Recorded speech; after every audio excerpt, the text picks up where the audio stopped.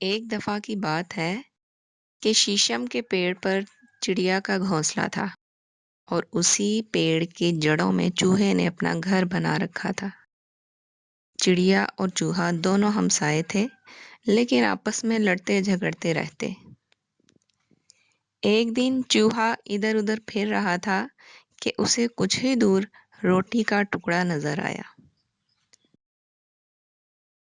اسی لمحے چڑیا نے بھی اسے دیکھ لیا۔ ادھر سے چوہے نے چھلانگ لگائی اور ادھر سے چڑیا پھر سے اڑی۔ دونوں ایک ساتھ ٹکڑے کے قریب پہنچے۔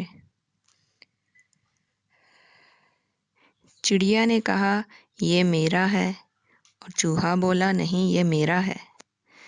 دونوں میں چھینا جھپٹی ہونے لگی۔ ایک بکری جو قریب ہی میں گھاس چر رہی تھی کہنے لگی، دیکھو، لڑنا بری بات ہے، مل بانٹ کر کھا لو، آدھا چڑیا لے لے اور آدھا چوہا لے لے۔ چڑیا نے کہا، مجھے منظور نہیں، پہلے میں نے دیکھا تھا اس لیے یہ میرا ہے۔ چوہا بولا، نہیں، پہلے میں نے اسے دیکھا تھا اس لیے یہ صرف میرا ہے۔ ایک چالاک کوا یہ لڑائی دیکھ رہا تھا۔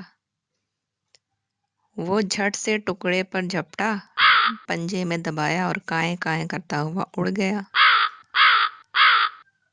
چڑیا اور چوہا لڑتے جھگڑتے ہی رہ گئے۔